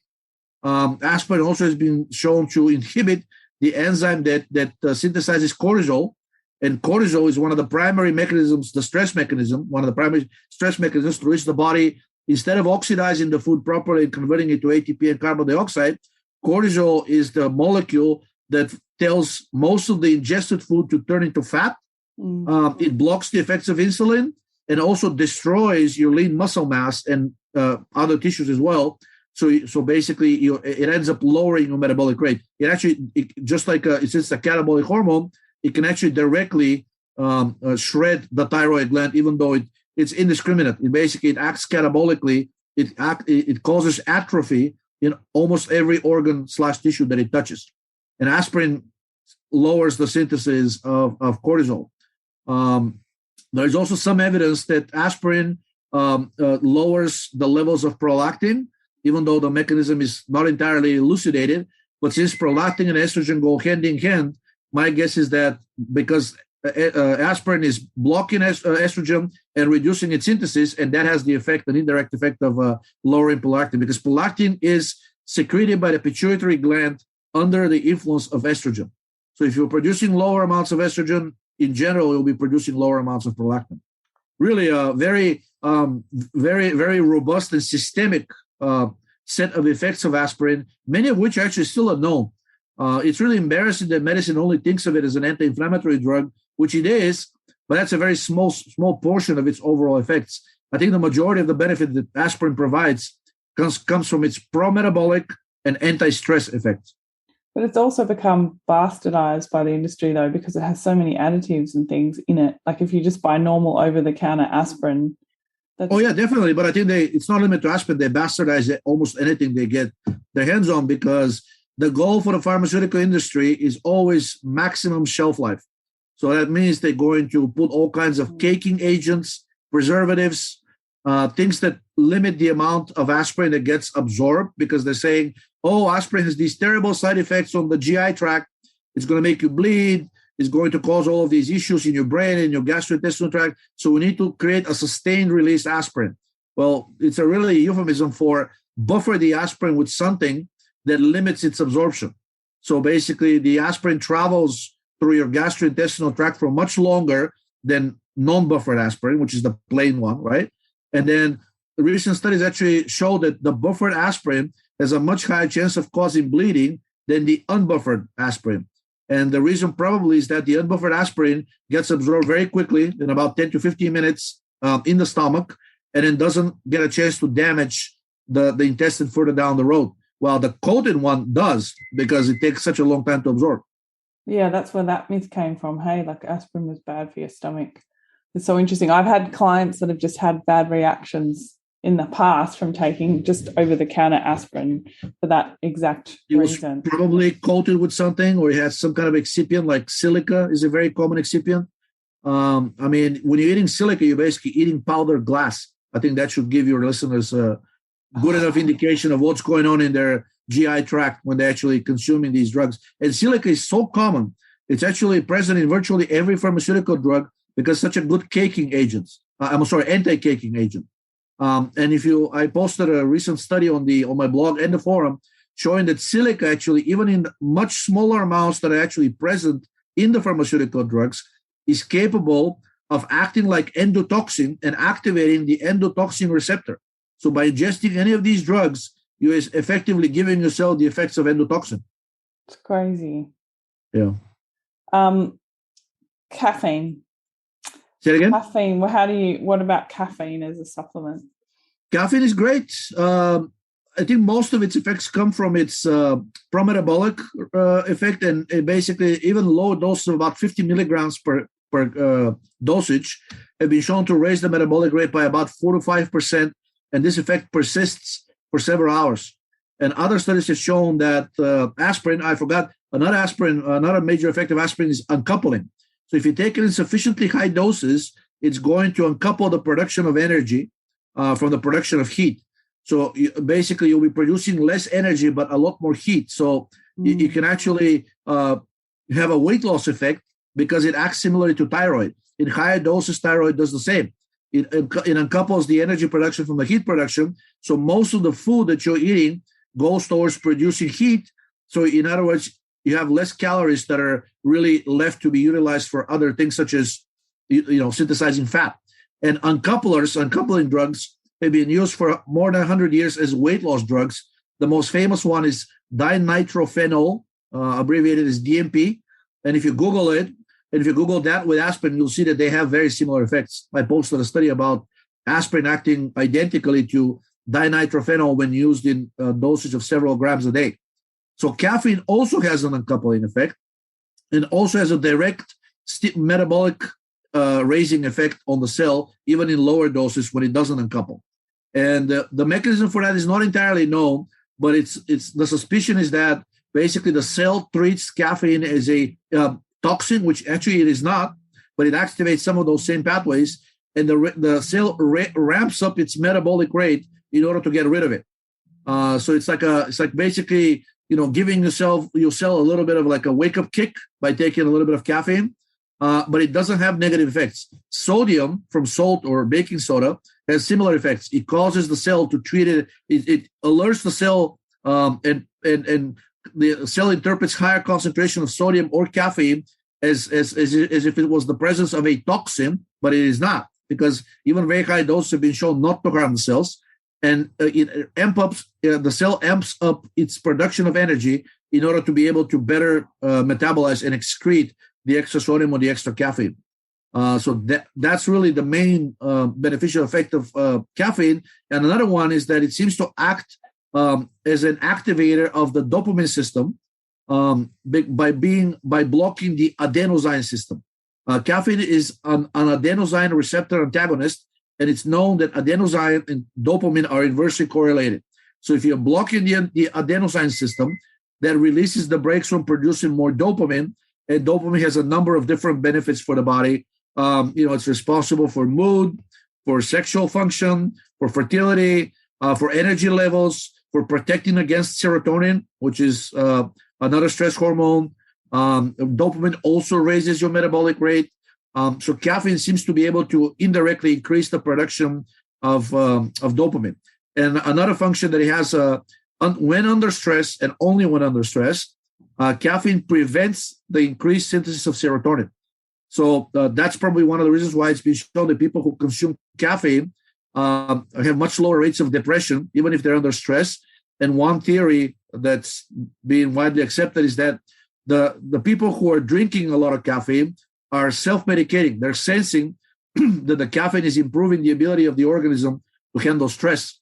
So heavy coffee drinkers are probably people under chronic stress, and they're subconsciously identifying caffeine as a protective substance and consuming more of it. Tobacco has a similar effect, but it's much more dangerous than caffeine. Yes, much more dangerous. And Giorgi and I are not going out and saying drink heaps of coffee either. You still need to have a functioning metabolism to be able to utilize the caffeine in the coffee, right? You need to have a full meal and have caffeine with a full meal. Absolutely. Not fasted, not on an empty stomach. This other thing other one that I have found really fascinating over the last few years, and Tomo talked about it in a very early episode about sleep, and that's cyproheptadine, which is sold over the counter in Australia as Periactin. Yep. Can you talk about cyproheptadine? They call it a non-selective serotonin antagonist. It was actually originally developed as an antihistamine, as an anti-allergy drug, and it belongs to a class of drugs called the tricyclics. And basically, all of these drugs were found to block the serotonin receptors as well. So by taking cyproheptadine, not only you're blocking histamine, which is one of the mediators through which estrogen mediates its effects, the other one being acetylcholine, but you're also blocking serotonin. And by the way, cyproheptadine is also anticholinergic. It blocks the cholinergic receptors as well. So if you block the histamine receptors and if you block the cholinergic receptors, effectively estradiol, estrogen, becomes much more benign because most of the negative effects of estrogen on the body, on the tissue, especially its growth-promoting effects, are done in the pro-inflammatory effects are done through histamine and acetylcholine. And cyproheptadine happens to block both of these. It's pretty potent. Then they discovered a little bit later on, maybe about 10 years after it was invented, they discovered that cyproheptadine also blocks the serotonin receptors. And blocking serotonin is one of the cardinal, the most beneficial and most systemic in terms of effects ways to remove the brakes on your metabolic rate. Drugs that inhibit the synthesis of serotonin are currently in clinical trials for both obesity, morbid obesity, and type 2 diabetes, and have so far been extremely successful in causing rapid, and I emphasize rapid and sustainable weight loss in people that have weight problem or diabetes problem without changing calories. So if you want to eat all the food that you like without counting calories, without being on a diet, find a way to either lower your serotonin or block its effects with potentially chemicals like cyproheptadine. Which is interesting because when we have all these antidepressants that are serotonin uptake, the encouraging serotonin and also not understanding the relationship between the gut and serotonin. So I have used cyproheptadine with clients who have a lot of gut issues and excess of estrogen, histamine issues, and sleep issues as well. Yeah, a sleep issue is invariably an issue of insufficient energy production. So your brain, it's an evolutionary mechanism that basically, if you're going to be lying down, the brain cannot allow the body to relax unless there's enough energy to sustain you throughout those 8-10 hours of sleep, right? So if you're not producing enough energy to the brain, that's a signal that you shouldn't be asleep. I cannot afford to be asleep. I need to get out there and get more food or do something to alleviate that stress that's keeping me in a low energy state. That's why stress people and or sick people can never get a good enough night of sleep. They're always exhausted the next day. They're waking up several times at night. They have to go to the bathroom to pee, which is a sign of high adrenaline and cortisol, et cetera, et cetera. And blocking serotonin has been shown to alleviate all of these symptoms simply by improving the metabolic rate. And that's a signal to the body that basically everything's fine. You have enough sufficient energetic reserves so you can lie down and relax.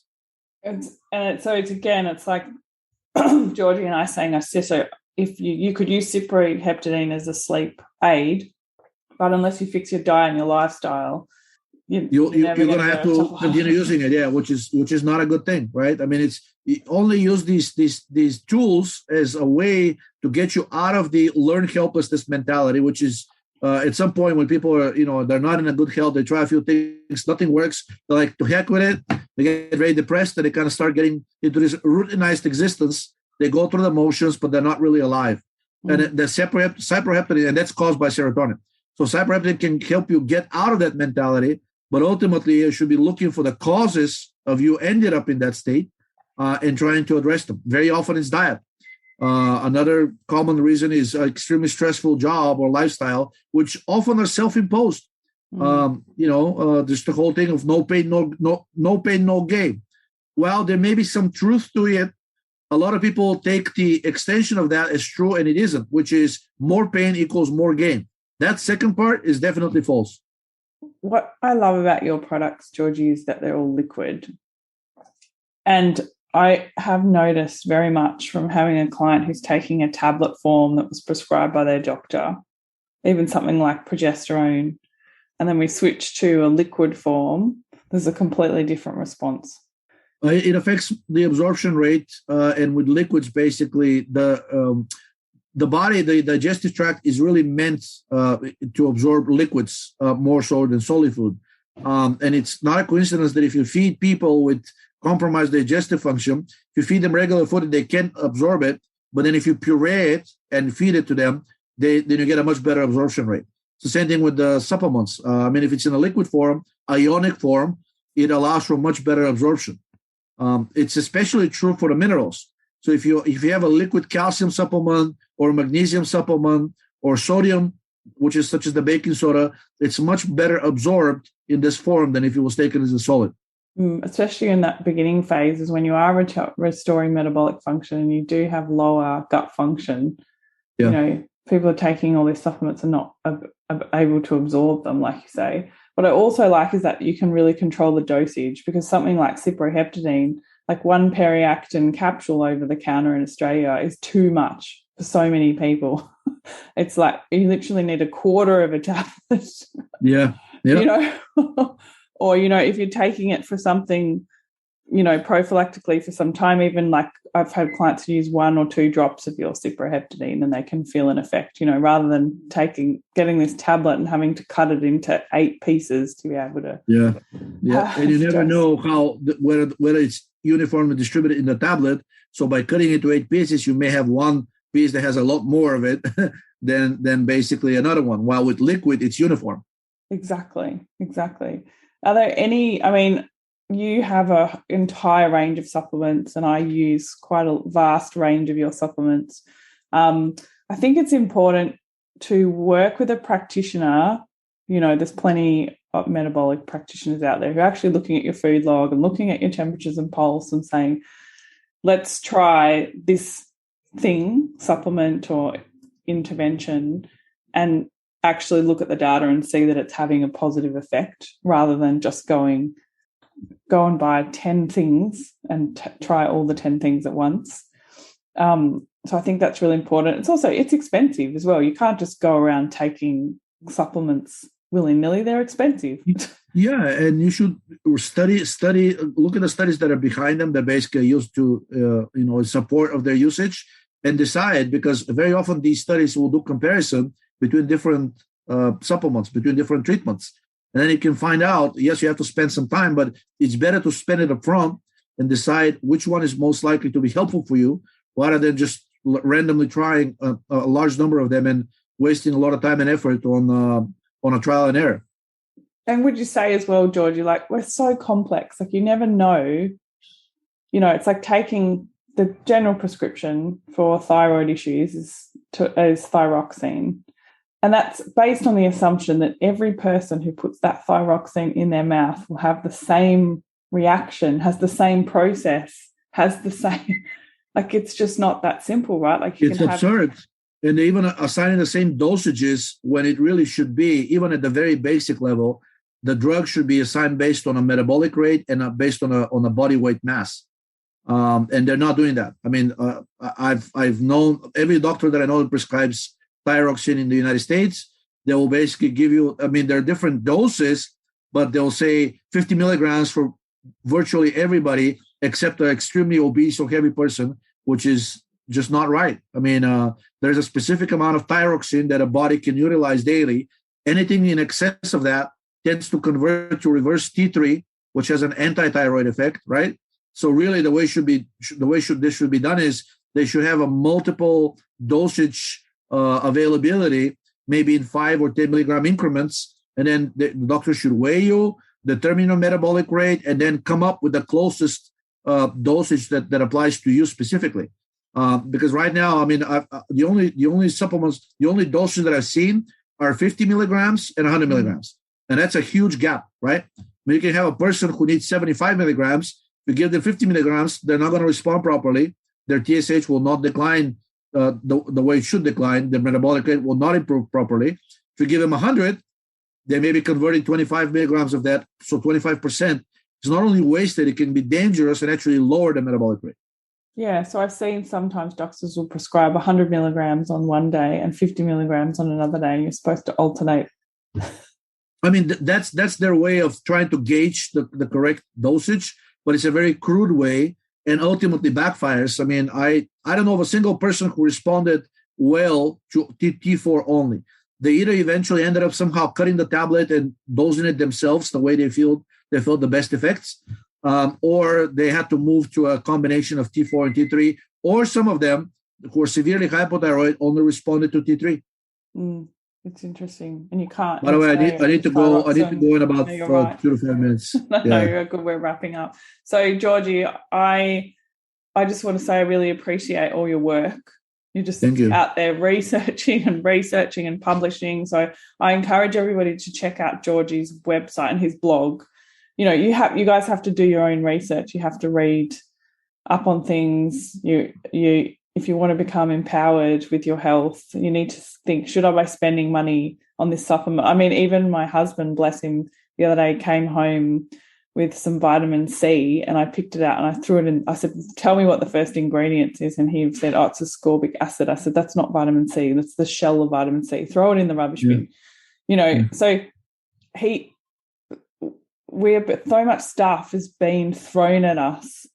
And you have to really use your filter and saying, is this really good for me or not? And so you have to do your own research. And so I'm really grateful to people like Giorgi. You know, there's so many people who have been on this podcast that do research. You can go onto their websites, read their blogs. And also thanks so much for your products, Giorgi, because I've been using them myself. My clients have been using them and the results they get from using them, even just like I said, from changing from one vitamin B oral to your vitamin B that's a liquid, like the change is quite dramatic in the response that they get from taking the liquid. So good to hear. So, you know, I had a client actually who's had really bad chronic fatigue and she got some of your energy and she just said, oh my God, I just cleaned all my house and I did 12,000 steps today just from the Energen. Excellent. Excellent. Good. So again, you don't just take things without a purpose. You don't take things without looking at data, and you don't take things without moderating your diet and your lifestyle. But there are certain things that can really help you go a long way, and there are certain things that the industry promotes that actually can hinder you and make you go backwards. And we just wanted to bring awareness to that today. So how can people get in touch with you, Giorgi? What's your website so they can read your blogs? Yeah, the website is, I have a blog called, my online alias is Haidut, Haidut. So the blog is literally haidut.me, M-E. And then I also post on a forum called the Raypeat Forum, RAYPEATFORUM.com. And also there's a Twitter account, twitter.com/Haidut. But I mean, probably the best way to engage with me is on Twitter, and anything I post on the blog immediately pops up as an announcement on Twitter as well. So if you want to keep up with like the latest that I've posted about, Twitter is probably the best way. Okay. And then we have the website for the supplements is the name of the company, which is Idea Labs. So it's Idea Labs, one word, and then the letters DC, D as in dog, C as in Charlie.com, idealabsdc.com, because we're in DC. And that's where all the products are. Yeah. And you ship worldwide as well. So, yes. Which is really good. Thank you so much for coming on the show today, Giorgi. I really appreciate it. I always love chatting with you. I feel like I could chat with you for hours and hours and hours and hours. I would love to, but I need to do some shipping today. I've got to work. I'm going to go to work. Okay. Actually, I mean, we all have work. It's just that the shipping companies they have these like timelines for pickup, if you don't give them the packages by then they're like, oh, we're gonna come the next day. You're so good with that. Like every time I order from you, it comes. I mean, I know I always choose the DHL option, but as soon as I order, you ship it. Like I just don't. It's just you. I don't know how you're so good at staying on top of this admin. There's one girl helping out with the shipping, but today she's out, so it's on me. So it's really I mean, to be honest, that you gotta keep shipping because things build up, and then becomes a problem with the shipping companies. You can't take too many packages to DHL. DHL has a limit on accepting no more than 10 from us. It's like they have a volume, right? And if you do too low, they're going to raise up your prices for shipping. If you do too much, they'll say, we can't take them today, got to wait a few more days. But then people that got the DHL get angry because like, well, I ordered the express option. Every day counts, right? So it's a really constant juggle between shipping too little and shipping too many. And then DHL says, if you don't do it by 6 p.m., then we're not going to take it until the next day, even though we're still open, right? So for these international orders that are with the DHL, I try to ship on the day because every day counts, and I can't really say, I can't predict what DHL is going to tell me the next day, whether they'll take it or not, right? It's really good for you as a business person. I've ordered stuff from Australia and I've ordered stuff from you on the same day, and your stuff has come from Washington, D.C. to Sydney, Australia, faster than this Australia post. Let's hope it stays that way. Okay. Well, good luck with your shipping today. Thanks again, Thank Giorgi. you. I'm Leila Lutz, and you've been listening to The Body Never Lies. If you haven't yet, please go to your favourite podcast app and subscribe, rate and review this podcast. All the resources and references from this episode are waiting for you on my website, leilalutz.com. Just click on podcast and look for this episode. Now join me next week for another episode of The Body Never Lies. Thank you so much for listening.